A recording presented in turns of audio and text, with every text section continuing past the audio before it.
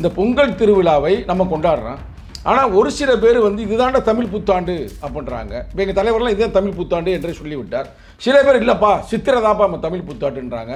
தை பிறந்தால் வழி பிறக்கும் தங்கமோ தங்கம், இந்த மரபு என்பது தமிழர்களுக்கு சொந்தமானது. விஜய்க்கு ஆதரவாக ஒரு ட்வீட் போட்டிருக்காரு ராகுல் காந்தி அவர்கள். இதெல்லாம் வைத்து பார்க்கப்படும் பொழுது என்னதான் நடக்குதுன்னு ஒன்றும் புரியலை. இது ஒன்றுமே புரியாமல் எதுவும் இங்கே சிக்கல் வருவதற்கு வாய்ப்பு இருக்கிறதா? இல்லை, தமிழர்களுக்கு ஒன்றுமே புரியாது. ஐயோ, புரிந்தவர்கள் தமிழர்களாக. அதுக்கு தானே தமிழ பாண்டியனை வச்சிருக்கிறோம், புரிய வைக்கிறது மக்களை. நீங்கள் இந்த காங்கிரஸ் குழப்பத்துக்கு என்ன காரணம்னா இதே ஆதவர்ஜனா தான்.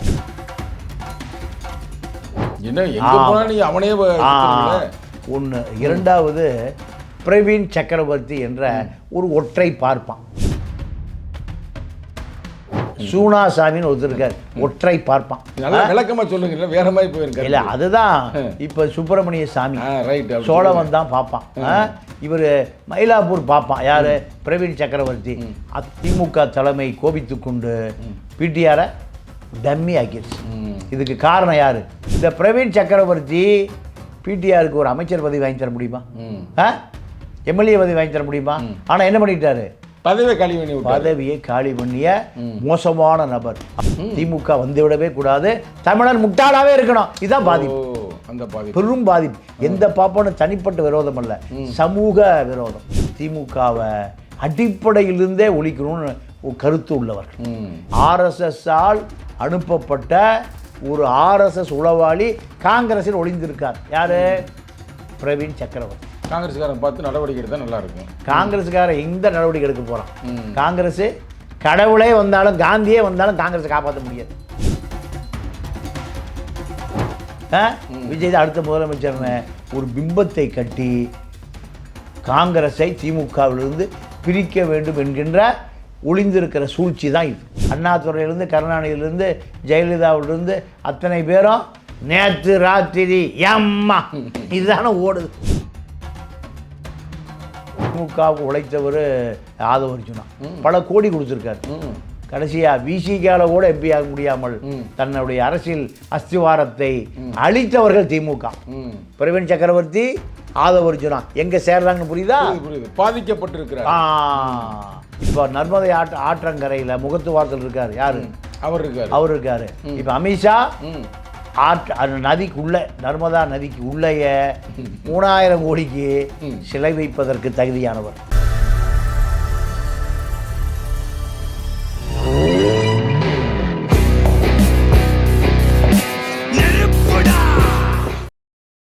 ஐயா தமிழா பாண்டியன் அவர்களுக்கு வணக்கம். இப்போ என்னங்க வண்டி வர மாதிரி ரூட்டு மாறி ஏறி போகுது, ரொம்ப குழப்பமாக இருக்குது, அரசியலே ஒன்றும் பிடிபடாமல் இருக்குது. இப்போ திராவிட முன்னேற்ற கழகம் கூட்டணியில் தான் யார் இருக்கிறா? காங்கிரஸ் இருக்கிறாங்க. காங்கிரஸ் வந்து இன்னும் சொல்ல போனால் சோனியா காந்தியும் சரி, தளபதி ஸ்டாலின் அவரும் மிகவும் நெருக்கமானவர்கள். இப்படி இருக்கிற சூழ்நிலையில் இங்கிட்டு பாட்டு அவன் பேசுகிறான், என்னென்னமோ சிக்கல்கள் வந்துக்கிட்டு இருக்குது. இன்றைக்கி வேறு இப்போ வந்து நம்ம செய்தி பார்த்தோம், விஜய்க்கு ஆதரவாக ஒரு ட்வீட் போட்டிருக்காரு ராகுல் காந்தி அவர்கள். இதெல்லாம் வைத்து பார்க்கப்படும் பொழுது என்னதான் நடக்குதுன்னு ஒன்றும் புரியலை. அண்ணன் வேலுச்சாமி அவர்கள் வந்து கூட மாநில செயலரை அடித்து பேசுகிறாரு, சம்மந்தம் இல்லாமல் எதிராளிக்கு பேசுவதை போல். இது ஒன்றுமே புரியாமல் எதுவும் இங்கே சிக்கல் வருவதற்கு வாய்ப்பு இருக்கிறதா? இல்லை, தமிழர்களுக்கு ஒன்றுமே புரியாது.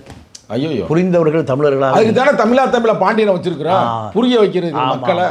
நான் இப்போ எனக்கே இப்போ புரியாத நிலைமைக்கு வந்துருச்சு. என்ன சொல்கிறீங்க? இப்போது நீங்கள் தமிழர்களை மலையாளி தெளிவாக இருக்கான், மலையாளி தெளிவாக இருக்கான், இந்த பக்கம் கன்னடர்கள் தெளிவாக இருக்கான், இந்த பக்கம் தெலுங்கர்கள் தெளிவாக இருக்கான், சிங்களர்களும் தெளிவாக இருக்கான். இதில் யார் குழப்பமாக இருக்கிறது? தமிழர்கள் தான். தெளிவே இல்லை. அப்போது எதிரி இந்த குழப்ப நிலையிலே இந்த தமிழை நீடிக்க வேண்டும் அப்படி விரும்புகிறான். நீங்கள் இந்த காங்கிரஸ் குழப்பத்துக்கு என்ன காரணம்னா இதே ஆதவர்ஜனா தான். அவனே ஒன்று. இரண்டாவது, பிரவீன் சக்கரவர்த்தி என்ற ஒரு ஒற்றை பார்ப்பான். 2 பேரும் தான் இந்த காங்கிரஸ் குழப்பம் என்கின்ற ஒரு அடிப்படை வாதமே இல்லாத ஒரு செய்தியை இவங்க மீடியா இருக்கு, அவங்ககிட்ட அரசியல் இருக்கு. இந்த பிரவீன் சக்கரவர்த்தி யாருன்னா ஒரு விலை மதிப்புற்ற அமைச்சர். யாரு? பிடிஆர் பழனிவேல் தியாகராஜ். ஆமாம். இவர் வீட்டுக்கு நேர்மையான ஆள். அவங்க அப்பா தாத்தா வரைக்கும் ஒரு மிகப்பெரிய மரியாதை இருக்கு. இந்த நபரோடு கள்ளத்தனமாக நய வஞ்சகத்தை வைத்துக்கொண்டு பழகிய நபர் தான் இந்த பிரவீன் சக்கரவர்த்தி என்ற ஒரு சூசாமி சிஷியன். எப்படின்னு சொல்லுங்க. இல்லை எப்படின்னா இல்லை எப்படி சூழ்ச்சியோடு பழகினார்ன்றதுக்கு என்ன சொல்கிறேன், நான் சொல்லத்தானே போகிறேன். எப்படி சூழ்ச்சியோடு பழகினாருன்னா, அவர் வீட்டுக்கு விருந்துக்கு போகிறார், சாப்பிட்றாரு, அவர்கிட்ட இருந்து நிறைய செய்திகளை வாங்குறாரு. அப்போ அவர் சொல்கிறாரு, இந்த ஃபைனான்ஸ் டிபார்ட்மெண்ட்டில் நிறைய லீக்கேஜ் இருக்குங்கிறார், நிறையா லீக்கேஜ் கசியுதுங்கிறார். எங்கெங்கேயோ போய் ஒரு பானையில் மண்பானை நிறைய தண்ணி அப்படியே இருந்தால் தான் அது மண்பானை. அதில் கொஞ்சம் கொஞ்சமாக லீக் ஆகி பானை வந்தால் எங்கே அதில் ஓட்டை, பானையே வேலை இல்லை, பானையே கசிக்கிறது. இதைத்தான் பிடிஆர் பழனிவேல்ராஜன் சொல்கிறாரு. எங்கெங்கே ஊழல் நடக்கிறது, எப்படி நடக்கிறது, மாப்பிள்ளைக்கு எவ்வளோ போகுது, மச்சானுக்கு எவ்வளோ போகுது, எல்லாத்தையும் ஒப்பிக்கிறார். யார்? பிடிஆர் பழனிவேல்ராஜா. இது அப்படியே ஒரு டேப்பு வந்துதா? ஆமாம். ஃபைனான்ஸ் மினிஸ்டராக இருந்தவர் என்ன பண்ணார்? ஐடி மினிஸ்டர் ஆகிட்டார். அந்த டேப்புக்கு விருதும் காரணமா? முழுசாக கேளுங்க சார், அவசரப்படாதீங்க. தமிழர்கள் பூரா இப்படி தானே இருக்கீங்க. அப்போது இது அத்தனையும் சேகரித்து கொண்ட இந்த சூசாமி சிஷியன். யார் சூசாமி? சூனாசாமின்னு ஒருத்தர் இருக்கார், ஒற்றை பார்ப்பான். நல்லா விளக்கமாக சொல்லுங்க, வேற மாதிரி போயிருக்காரு. இல்லை, அதுதான் இப்போ சுப்பிரமணிய சாமி சோழவன் தான் பார்ப்பான். இவர் மயிலாப்பூர் பார்ப்பான். யார்? பிரவீன் சக்கரவர்த்தி. அத்தனையும் கேட்டுட்டு பொதுவெளியில் சொல்கிறார். பொதுவெளியில் சொன்னால் பெரிய செய்தியாக போகுது. திமுக தலைமை கோபித்து கொண்டு பிடிஆரை டம்மி ஆக்கிடுச்சு. இதுக்கு காரணம் யார்? பிரவீன் சக்கரவர்த்தி. இந்த பிரவீன் சக்கரவர்த்தி பிடிஆருக்கு ஒரு அமைச்சர் பதவி வாங்கி தர முடியுமா? எம்எல்ஏ பதவி வாங்கி தர முடியுமா? ஆனால் என்ன பண்ணிட்டாரு? பதவியை காலி பண்ணிய மோசமான நபர். அவருக்கு பிடிஆர் மந்திரி பதவியை விட இப்படியாவது திமுகவை பலவீனப்படுத்த வேண்டிய வெறி பாதிப்பு அடைஞ்சிருக்காரோ? பாதிப்பு, பெரிய பாதிப்பு. திமுக வந்துவிடவே கூடாது, தமிழர் முட்டாளாவே இருக்கணும். இதுதான் பாதிப்பு. அந்த பாதிப்பு பெரும் பாதிப்பு. எந்த பாப்பானும் தனிப்பட்ட விரோதம் அல்ல, சமூக விரோதம், இன விரோதம். தமிழன் தான் 500 ரூபாய்க்கு பீடிக்கு சண்டை போட்டு கிடப்பான், குவார்ட்டருக்கு சண்டை போட்டு கொடுப்பான். இவன் காக்கா பிரியாணி குவார்ட்டர் 500 ரூபா கொடுத்தா அங்கேயே படுத்துருவான். ஆனால் பார்ப்பனர் திமுகவை அடிப்படையிலிருந்தே ஒழிக்கணும்னு கருத்து உள்ளவர்கள். ஆனால் பிரவீன் சக்கரவர்த்தியும் கேசி வேணுகோபால், காங்கிரஸ் கட்சியுடைய பொதுச் செயலாளர், கேரளாவை சேர்ந்த கேசி வேணுகோபால், 2 பேரை இல்லாமல் ராகுலை யாரும் பார்க்க முடியாது. அது சரி, ராகுலை யாரும் பார்க்க முடியாது. இந்த 2 பேரும் தான் ராகுலனுடைய நெருங்கிய நட்பு கூட்டாளிகள். இவர் ஆர்எஸ்எஸ்ஸால் அனுப்பப்பட்ட ஒரு ஆர்எஸ்எஸ் உளவாளி காங்கிரஸில் ஒளிந்திருக்கார். யார்? பிரவீன் சக்கரவர்த்தி. காங்கிரஸ்காரன் பார்த்து நடவடிக்கை எடுத்தால் நல்லா இருக்கும். காங்கிரஸ்காரன் எந்த நடவடிக்கை எடுக்க போகிறான்? காங்கிரஸ் கடவுளே வந்தாலும் காந்தியே வந்தாலும் காங்கிரஸை காப்பாற்ற முடியாது. காங்கிரஸ் நீங்கள் ஒரு பெரிய கொடுமை என்னென்னா, இந்த பிரவீன் சக்கரவர்த்தினால ஒரு ஒரு ஒரு ஃபைனான்ஸ் மினிஸ்டரை சாதாரணமாக காலி பண்ண முடியும். இதே பிரவீன் சக்கரவர்த்தியால் ராகுல் பிரதமர் ஆவதையும் ஈஸியாக, திமுக வெளியே வந்துன்னா 40 சீட் இல்லை, சோழி முடிஞ்சது. ஓ, அதுக்கு தான் அந்த ஒரே கல்லில் எத்தனை மாங்காய். முட்டாப்பைய தமிழன் எதையும் புரிந்து கொள்ளுகிற மனநிலையில் இல்லை. அப்போ இங்கே திமுக காலி, அங்கே காங்கிரஸ் காலி. பிஜேபியுடைய நோக்கம் சரியாக இருக்கிறது. இப்போ செல்வ பெருந்தொகை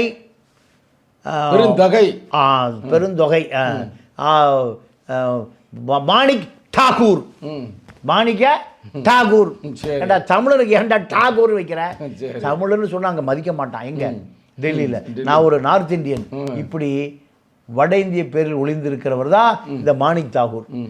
செல்வ பெருந்தகை மாணிக் தாகூர், சசிகாந்த் செந்தில், ஜோதிமணி, இப்படி இந்த யூத்து விங்கு பூரா கேசி வேணுகோபால் மூலம்தான் ராகுலை பார்ப்பாங்க.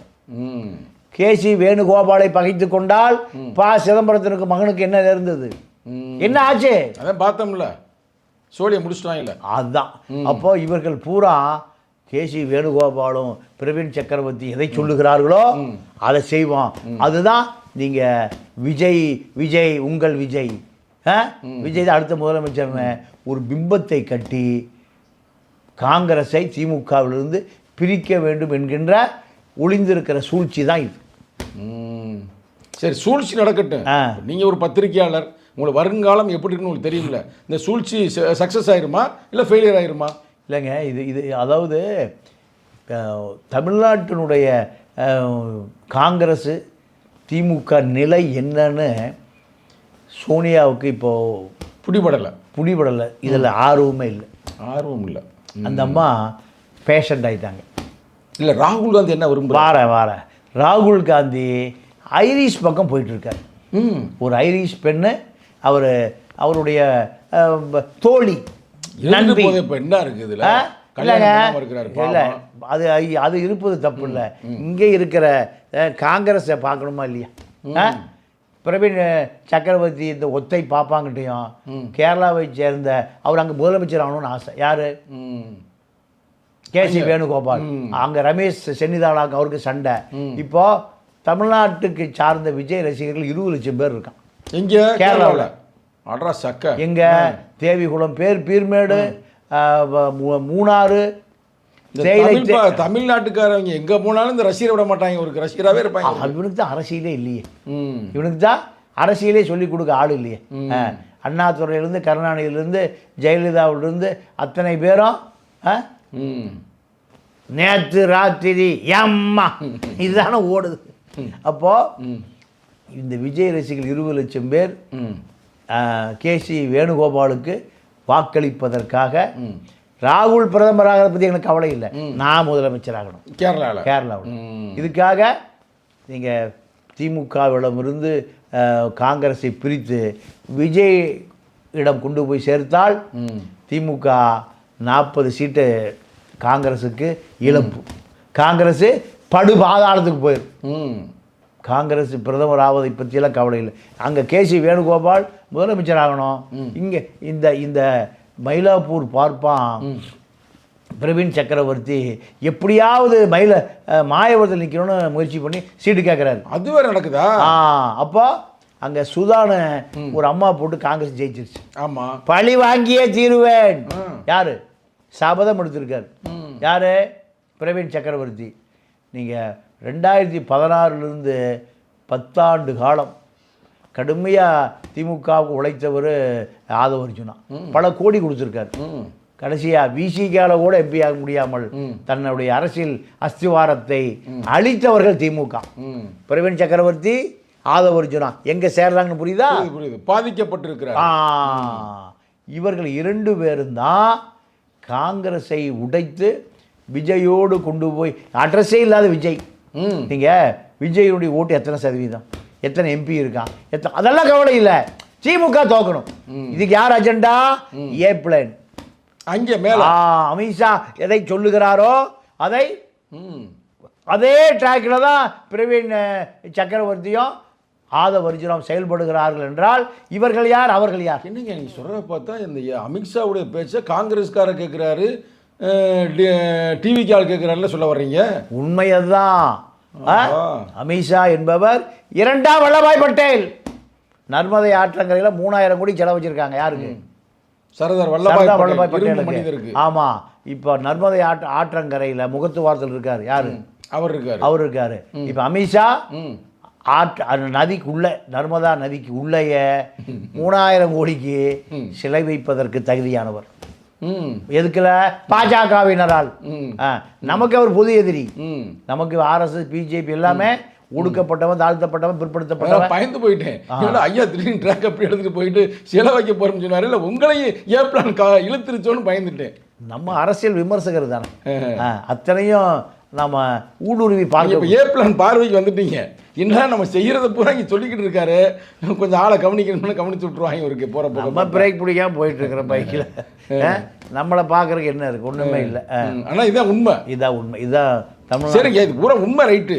எப்படி அமையும் நான் கேட்குறேன். இப்போ ஏன்னா இப்போ இங்கே ஒரு பக்கத்து வந்து ஐயா ராமதாஸ் வந்து திமுக கூட்டணியில் வரப்போறாருன்னு சொல்லி. அதெல்லாம் வரமாட்டாருங்க. அப்பா அம்மாங்க 2 பேரும் ஏடிஎம்கேல தான். ஏடிஎம்கேல தான். அப்போ ஒருவேளை வந்து அன்புமணி போய் காலில் விழுந்துருவார், அப்பா தப்பு செஞ்சுட்டேன்ப்பா அப்படின்னு, அதானே? அதெல்லாம் போக மாட்டார். அப்பா மகன் 2 பேரும் அமித்ஷா காலில் விழுந்துருவாங்க. என்ன சொல்கிறீங்க? நான் நினச்சேன் சரி பையன் வந்து தப்பு செஞ்சுட்டேன்ப்பா, அப்பா என்னை மன்னிச்சுக்கப்பான்னு காலில் விழுவாருன்னு. அதெல்லாம் வாய்ப்பே இல்லை. காலில் விழுந்து 2 ஒன்று சேர்க்க வாய்ப்பு இல்லை. அதெல்லாம் வாய்ப்பே இல்லை. அதில் வாய்ப்பே இல்லை. 2 பேரையும் ஒன்று சேர்க்குறாள் பெரியப்பா அமித்ஷா அப்பா தான். என்ன சொல்கிறீங்க? அப்போ 2 பேருமே அந்த கூட்டணி போகிறாங்களா? வழியே இல்லை. நீங்கள் ஏதாவது குறும்பு பண்ணீங்க, பாஜகவால் தான் அந்த இப்படி இந்த நிலைமைக்கு வந்துட்டேன்னு சொல்லி ராமதாஸ் அடிக்கடி சொல்லிட்டு இருந்தார். குருமூர்த்தி போனாரா? அனுப்புனது யாரு? அமித்ஷா. போகும்போது ஏண்டா வன்னியரை பாப்பாவை மிரட்டானான்னு சொல்லிட்டு இப்போ அந்த இளைஞர்கள் கொதிச்சு எழுந்துருவான். அதனால ஒரு எம்ஜிஆர் பெருந்தொண்டன் யாரை கூட்டிகிட்டு போனார்? சைதை யாரை கூட்டிகிட்டு போனார்? எப்பவுமே ஒரு பாப்பான் ஒரு அடியால் யாரை வச்சுக்குவான்? ஒரு தாழ்த்தப்பட்டவன் பிற்படுத்தப்பட்டவன் வச்சுக்குவான். அவன் சண்டைக்கு போக மாட்டான். டேய் பாடுறாவும் பார்த்துக்குவான். முடிஞ்சு போச்சு. அதுதான். அப்போ நீங்கள் பிஜேபியால் தான் உங்களுக்கு பலாயிரம் கோடி சொத்து வந்தது. பிஜேபி நீங்கள் மந்திரியாக இருந்த காரணத்தினால தான் பல மருத்துவ கம்பெனிகள்லேருந்து பல கோடி வாங்கினீங்க. இந்த கோப்பு யார் கொடுத்து அனுப்பிச்சது? குருமூர்த்திட்ட அமித்ஷா. முடிஞ்சு போச்சா? மறுபடியும் கத்திட்டு இருக்காரு அமித்ஷா. 2 பேரும் என்ன வந்து பாருங்கய்யா. ஜிகே மணி ராமதாஸ். ஜிகே ராமதாஸ் என்னால் முடியலையா, 87 வயசாச்சு, ஃப்ளைட்லாம் ஏற முடியாது. ஜிகே மணி போய் கேட்டு வா, பெருசாக ஒழுங்காக இருக்கு. அப்போ திமுக கூட்டணியில் வர வாய்ப்பு இல்லை. வாய்ப்பே இல்லை. நியூஸ் போய்கிட்டு இருக்கு. இந்த நியூஸ் மாதிரி தான் எங்கள் தலைவர் வந்து நான் என்னைக்கும் பிஜேபி பாமகவோடு இணைய மாட்டேன் அப்படின்னு சொல்லிட்டாருன்னு செய்தி வருது. இல்லை இல்லை, அதெல்லாம் இப்படி அது சொல்லிட்டு இருக்கலாம். ராமதாஸ் அங்கே போகிறதுக்கெல்லாம் வழி இல்லை. அமித்ஷா முடிவு பண்ணிட்டாரு. அதை விட யாரு நீ அதை முடிவை மாற்ற முடியாது. கரெக்ட். நீங்கள் ராமதாஸ் கட்சி பிளவுபட்டதை போல ஒரு பிரமை உண்டாயிருச்சு அப்படிலாம் இல்லை. நானும் அதிமுக கூட்டணி தான். இங்கே சின்ன அமித்ஷா இருக்கார் எடப்பாடி. என்ன ஐயா நான் பொட்டி கொடுத்தா திருப்பி கொடு.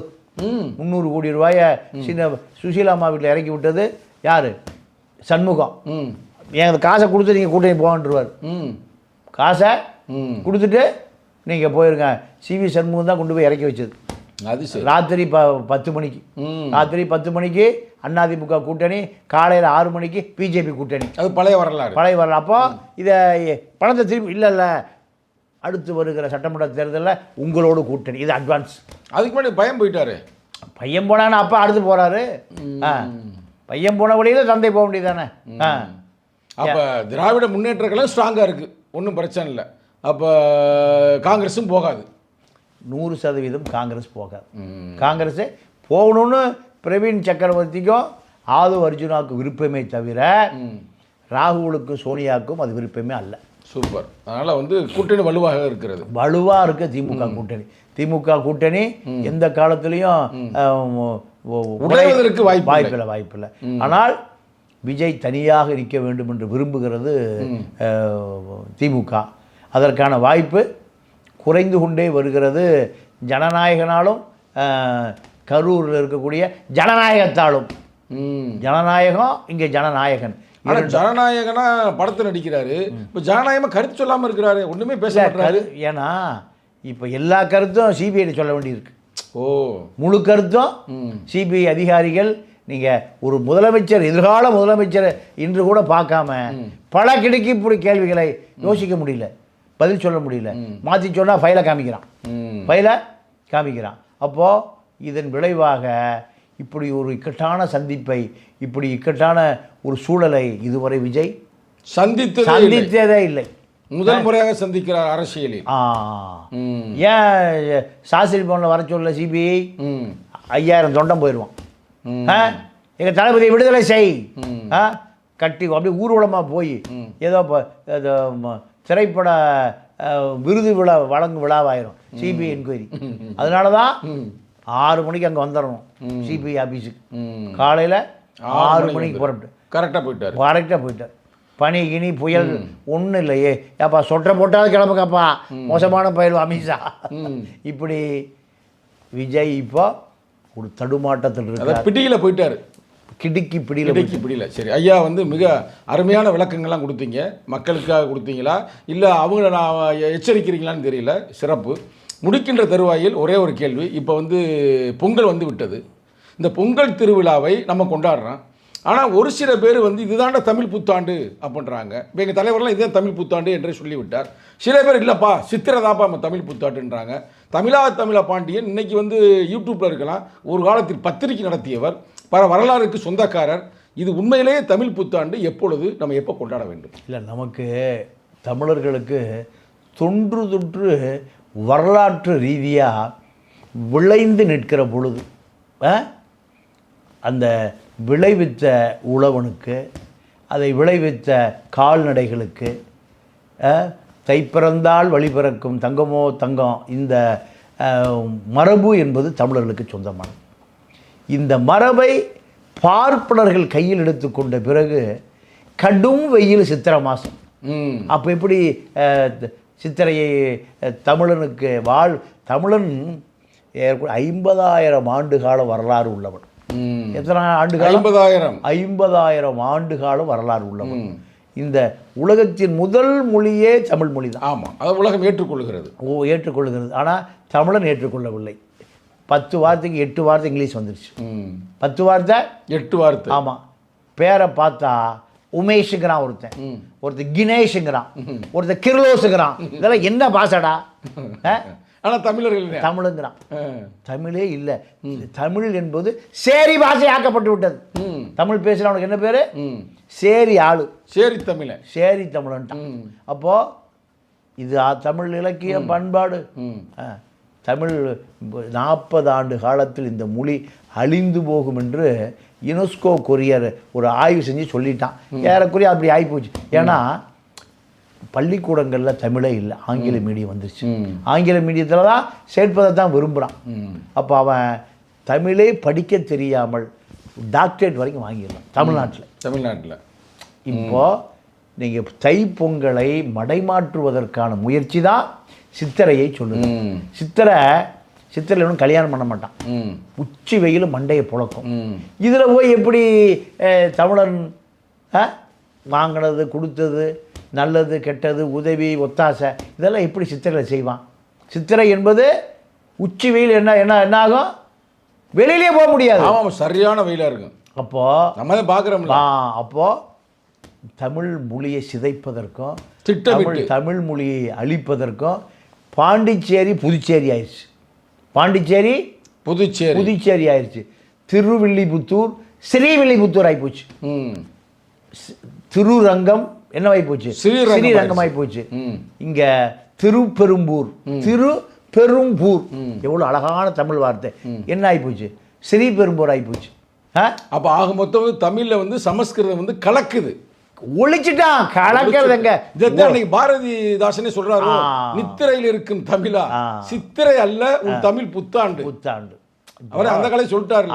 அண்டி பிழைக்க வந்த ஆரிய கூட்டம் அறிவுக்கு ஒவ்வாத 60 ஆண்டை காட்டுகிறது. தரணியாண்ட தமிழா, தை புத்தாண்டுதான் உன் தமிழ் திருநாள்னு சொல்லியிருக்கிறாரு. உண்மைதான். தை என்பதுதான் தமிழர்களுக்கு காலநிலை ஒரு நல்ல. ஆனால் கலைஞர் வந்து 2008 அறிவிச்சார்ல அறிவிப்பு. ஆமாம். 2011 அந்த அம்மா சோழியை முடிச்சுட்டா. ஆமாம். ஏன்னா ஜெயலலிதா வந்த பிறகு அத்தனை ஆலோசகர்களுமே பார்ப்பனர்கள். கருணாநிதிக்கு ஆலோசகர்களாக பார்ப்பனர்கள் இருந்தாலும் நீங்கள் தமிழ் கருணாநிதி பாதியை ஒழிச்சார், அந்த அம்மா மீதியை ஒழிச்சிருச்சு. கருணாநிதி இருந்தாலும் 2008 வச்சார்ல தமிழில் வந்து அவர் ஒரு விளக்கம் கொடுத்தாருங்களா ஞாபகம் இருக்குது. 1921 மறைமலை அடிகளாருடைய தலைமையில் பச்சைப்பெண் கல்லூரியில் ஒரு முடிவு செய்து தான் இதை அறிவிக்கிறாங்க.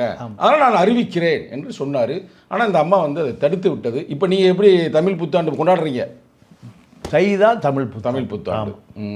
தமிழர்களுடைய அடையாளமே தமிழ் புத்தாண்டு தை மாதம்தான். மேதகு அவர்கள் என்ன செஞ்சார்? தை மாதம் தான். உழவன் நீங்கள் ஒரு 1000-2000 வருடங்களுக்கு முன்பு இப்போ இருக்கக்கூடிய தொழில் புரட்சியெலாம் இல்லை. அன்றைக்கி ஒரே விவசாயம் தான். அப்போது நீங்கள் கல்யாணம், கச்சேரி, நல்லது கெட்டது, வாங்கினது, கொடுத்தது. நீங்கள் குழந்தை கேட்க ஒரு பொருளை டேய் அறுவடை பண்ணி வாங்கிடுவோம்டா. இதுதான் தமிழர் மரபு. என்ன பண்ணுவான்? ஏன்னா அறுவடை பண்ணால் நெல் களஞ்சியத்துக்கு வரும், குதிருக்கு வரும். குதிர்னு சொல்லுவாங்க. குதிர் நெல் குட்டி வைக்கிறது. வீடு பூரா நெல்லாக கிடக்கும். எங்கள் வீட்டில் அப்படி கிடந்திருக்கு. வச்சுன்னு எங்கள் வீட்டில் இருக்கு. அப்போ வந்து 100 மூட்டை உழவர்கள் மகிழ்ச்சியாக இருக்கக்கூடிய விவசாயிகள் மகிழ்ச்சியாக உலகம் பூராமே உழவு தொழில் தாங்க தொழில. அப்ப தமிழர்கள் நீ சொன்ன போது 50,000 வரலாறு உள்ளவர்களுக்கு தெரிஞ்சிருக்கு, அதை கொண்டாடி பார்ப்பனர்களுக்கு வந்து மாத்திட்டாங்க. அதே சொல்றாங்க 60 ஆண்டு கூட தமிழ் பேரே இல்லையாம்ல, எல்லாம் வந்து சமஸ்கிருத பேரா பண்ற மாதிரி சொல்லுகிறார்கள். சிறப்பியா, ரொம்ப மகிழ்ச்சி. ஆக மொத்தம் ஐயா அவர்களுக்கும் இனிய தமிழ் புத்தாண்டு வாழ்த்துக்களை தெரிவித்துக் கொள்கிறேன். நன்றி, வணக்கம். நன்றி, வணக்கம்.